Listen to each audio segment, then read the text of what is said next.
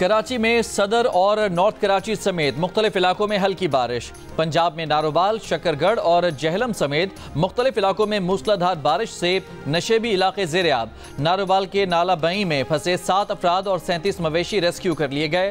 खैबर पख्तूनख्वा में डेरा इस्माइल खान और जनूबी वजीरिस्तान में बारिशें। लैंड स्लाइडिंग से शारा कागान, दियामर में सैलाबी रैले से शारा कराकरम बंद। सिंध में लाड़काना, दादू, नवाबशाह और खैरपुर में नशेबी इलाके ज़ेर-ए-आब। सैलाबी रैलों के बायस कई देहात में पानी दाखिल। राबता सड़कें और फसलें भी पानी में डूब गईं। बलोचिस्तान के जिला कोहलू, हरनाई, सिब्बी, बोलान, झलमक्सी और नसीराबाद में नशेबी इलाके ज़ेर-ए-आब। कोहलू, सिब्बी, शाहरा मुख्तलिफ मकामात पर सैलाबी रैले में बह गई। मुतादिद मकामात पर लैंड स्लाइडिंग। कोहलू में मकानात की छतें गिरने से 2 बच्चे जख्मी हो गए।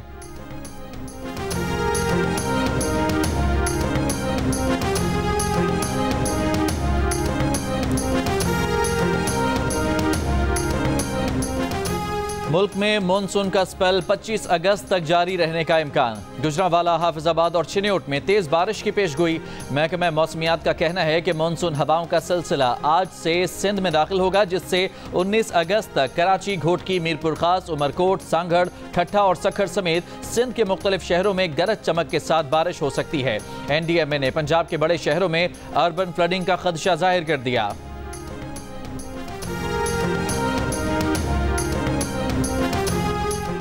इस्तौर के गांव फीना के 2 पुल दरियाए इस्तौर में बह गए। जमीनी राबता मुनक़ता, सयाह फंस गए। वज़ीर आज़म शहबाज शरीफ की चेयरमैन NDMA को इस्तौर से सयाहों के रेस्क्यू करने की हिदायत। फीना गांव के लिए मुतबादिल रास्ता फराहम करने की भी हिदायत। पंजाब के शहरी इलाकों में मुतवक्के सैलाबी सूरत हाल के पेश नज़र वज़ीर आज़म की NDMA, PDMAs और दीगर मुतालिका इदारों को हाई अलर्ट रहने की हिदायत। कहा 25 अगस्त तक मानसून के मुतवक्का शदीद स्पेल की खुद निगरानी कर रहे हैं। हंगामी सूरत हाल में लोगों के इनखला और नकासी आप की तैयारी यकीनी बनाई जाए।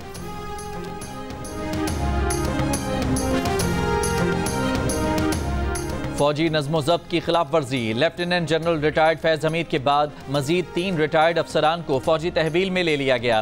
तहवील में लिए गए अफसरान में 2 रिटायर्ड ब्रिगेडियर्स और 1 रिटायर्ड कर्नल शामिल। ISPR के मुताबिक रिटायर्ड अफसरान और उनके साथियों से मजीद तफ्तीश जारी है। अफसरान के खिलाफ मुल्क को अदम इस्तेहकाम का शिकार करने के लिए सियासी गठजोड़ की तहकीकात भी की जा रही हैं। ज़राए के मुताबिक गिरफ्तार अफसरान में brigadier retired Ghaffar, brigadier retired Naeem और कर्नल रिटायर्ड आसिम शामिल हैं। तीनों अफसरान सियासी जमात और फैज़ हमीद के दरमियान राब्ताकारी में शामिल थे। अफसरान रिटायरमेंट के बाद सियासी पैगाम रसानी और सहूलतकारी में मुलव्वस थे। 12 अगस्त को पाक फौज ने लेफ्टिनेंट जनरल रिटायर्ड फैज़ हमीद को तहवील में लेकर कोर्ट मार्शल की कार्रवाई शुरू करने का ऐलान किया था।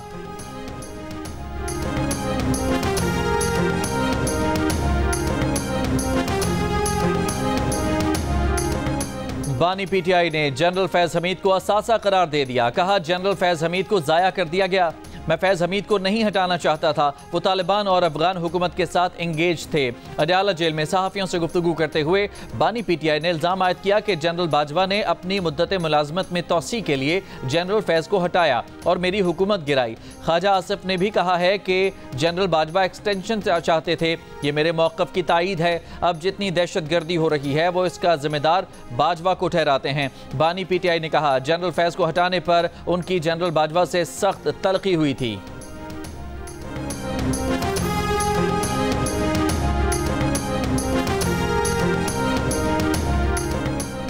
बानी PTI के सहूलतकारी पर साबिक डिप्टी सुपरिटेंडेंट अडयाला जेल का नेटवर्क पकड़ा गया। अडयाला जेल के मजीद 2 अफसरों साबिक डिप्टी सुपरिटेंडेंट और असिस्टेंट नाजिम से भी तफ्तीश जारी। ज़राए के मुताबिक डिप्टी सुपरिटेंडेंट अकरम से हासिल मालूमात पर अमले के मजीद 6 अफराद से पूछगछ की जाएगी। दौरान तफ्तीश 3 यूरोपीय ममालिक के नंबर्स पर व्हाट्सएप के इस्तेमाल के शवाहिद भी मिल गए। मोहम्मद अकरम PTI रहनुमा जुल्फी बुखारी और एक साबिक सूबाई वजीर के करीबी समझे जाते हैं। मोहम्मद अकरम पर बानी PTI के लिए पैगाम रसानी और सहूलतकारी का इल्ज़ाम है। मोहम्मद अकरम को कमरा अदालत में समाअत के दौरान बानी PTI से सरगोशियां करते भी देखा गया।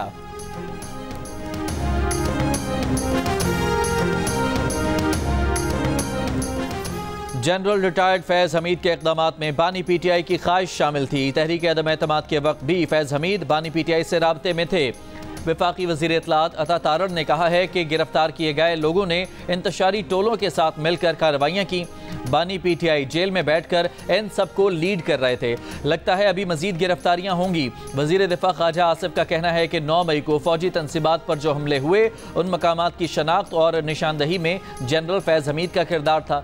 जनरल फैज़ ने आर्मी चीफ की तैनाती के वक्त मुतालिका हल्कों के साथ कोशिश की कि उन्हें आर्मी चीफ बनाया जाए। उन्होंने अपने माजी के किरदार की वजाहतें दी, आने वाले वक्त की यकीन दहानियां कराईं। जनरल फैज़ ताकत की इंतहा चाहते थे। जब जनरल फैज़ को आर्मी चीफ नहीं बनाया गया तो उन्होंने PTI के परेशान जहन को इस्तेमाल किया और 9 मई के दिन फौजी अहदाफ की निशानदही की। प्रोग्राम कैपिटल टॉक में बोले साबिक army chief general retired Qamar Javed Bajwa ने मार्शल लॉ लगाने की धमकी भी दी थी।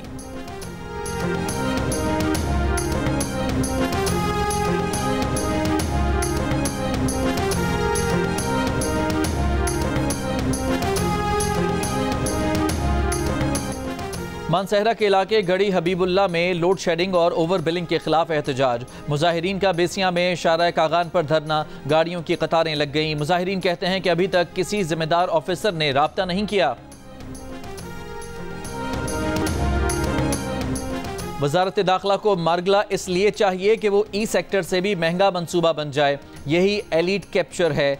चीफ जस्टिस पाकिस्तान काजी फायज ईसा के रिमार्क्स। इस्लामाबाद के सबसे महंगे सेक्टर ई के बारे में पूछा कि ये किस दौर में बना था। वकील ने बताया ज़्यादा दौर में बना था। चीफ जस्टिस ने कहा कि बस हुक्म आ गया होगा, फिर किसी ने देखा ही नहीं कि ये कानूनी है या नहीं। चीफ जस्टिस पाकिस्तान काजी फायज ईसा के मार्गला हिल्स में कमर्शियल सरगर्मियों से मुताल्लिक केस में रिमार्क्स। पूछा कि क्या वजारत दाखिला वज़ीर आज़म ऑफिस से भी ज़्यादा ताकतवर है। वाइल्ड लाइफ बोर्ड को वजारत दाखिला के मातहत क्यों किया गया। अदलिया मुखालिफ मुहिम चलाने पर रेस्टोरेंट के मालिक लुकमान अली अफजल को तौहीन अदालत का नोटिस जारी। सुप्रीम कोर्ट ने करार दिया। अदालत में फरीकैन ने रजामंदी जाहिर की थी कि नेशनल पार्क एरिया से रेस्टोरेंट्स मुंतकिल कर देंगे।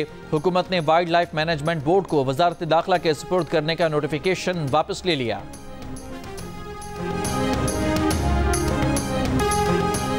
बुशरा बीबी से सानहा 9 मई के मुकदमात में तफ्तीश का पहला मरहला मुकम्मल। ज़राए के मुताबिक SP रावल की सरबराही में 6 रुकनी पुलिस टीम ने बुशरा बीबी से आधा घंटा तफ्तीश की।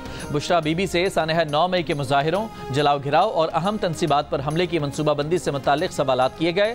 पुलिस टीम ने बुशरा बीबी से मौजूद शवाहिद की बुनियाद पर तफ्तीश की। इंसदादी दहशतगर्दी अदालत ने तफ्तीशी टीम को 7 रोज़ में तफ्तीश मुकम्मल करने का हुक्म दे रखा है।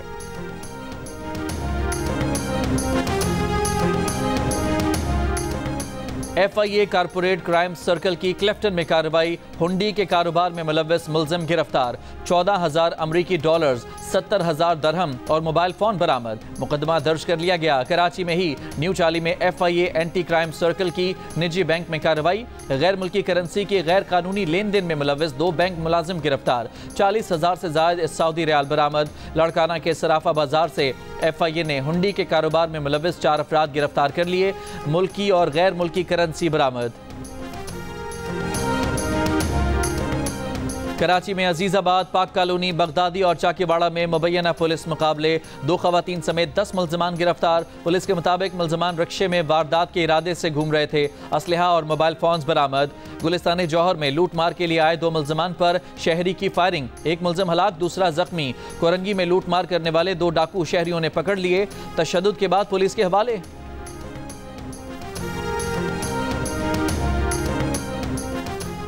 गुजरात के अजीज भट्टी शहीद टीचिंग अस्पताल में डॉक्टर की मरीजा से मुबैना हरासानी का वाकया।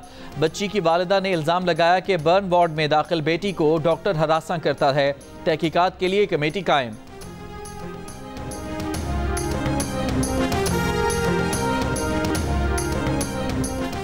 कतर में गजा जंगबंदी मुज़ाकरात आज भी जारी रहेंगे। अमरीकी, मिस्री और कतरी हुकाम की शिरकत। इसराइली वफ़द भी शरीक। तर्जुमान अमरीकी कौमी सलामती कौंसल जॉन कर्बी का कहना है कि दोहा में उम्मीद अफजा बातचीत शुरू हो गई है, लेकिन फौरी तौर पर मुआहदा होने की तवक्को नहीं। इसराइल की गजा में फ़लस्तीनियों की नस्ल कुशी मुहिम जारी। 7 अक्टूबर से अब तक शहीद फ़लस्तीनियों की तादाद 40,000 से तजावुज़ कर गई।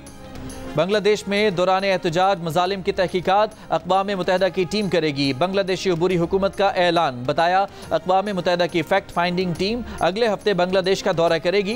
बांग्लादेश के अबूरी रहनुमा मोहम्मद यूनुस का अक़वाम मुत्तहिदा इंसानी हुकूक कमीशन सरबरा वोल्कर तुर्क से टेलीफोनिक राब्ता। तशद्दुद के जिम्मेदारों का तयन करने से मुताल्लिक तबादला ख्याल। Army chief general Asim Munir की जानिब से गोल्ड मेडलिस्ट अरशद नदीम के एजाज़ में खुसूसी तकरीब आज GHQ में होगी। तकरीब का मकसद गोल्ड मेडलिस्ट अरशद नदीम की सलाहियतों का एतराफ़ और हौसला अफजाई है। गोल्ड मेडलिस्ट अरशद नदीम कौम की तवक्कुआत पर पूरा उतरे और मुल्क का नाम रोशन किया। अरशद नदीम खेलों की दुनिया में पाकिस्तान के नौजवान नस्ल के लिए मशाल राह साबित होंगे।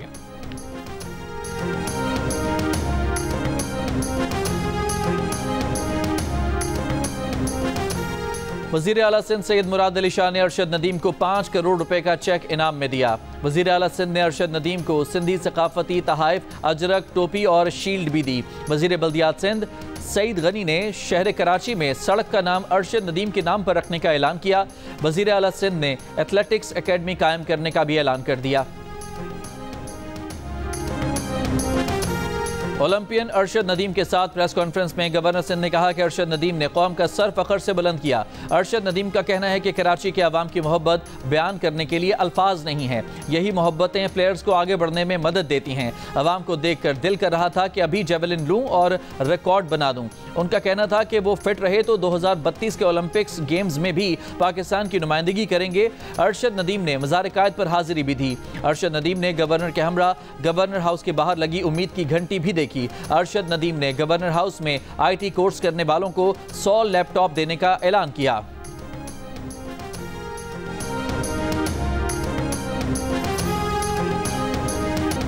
पेरिस ओलंपिक्स के गोल्ड मेडलिस्ट अरशद नदीम ने जियो से खुसूसी गुफ्तगू में कहा कि गोल्ड मेडल और रिकॉर्ड थ्रो के पीछे बहुत मेहनत है। 2012 से सिर्फ मेहनत की जिसका फल मुझे मिला है। लंबी थ्रो में फिटनेस और तकनीक का किरदार होता है। अगला हदफ जेवलिन थ्रो का वर्ल्ड रिकॉर्ड तोड़ना है जो 98.48 मीटर की थ्रो का है। अगर फिट रहा तो 2032 का ओलंपिक्स भी खेलूंगा और उसमें भी मेडल हदफ होगा। और उस्ताद नुसरत फ़तेह अली खान को अपने मद्दाहों से बिछड़े आज 27 साल बीत गए।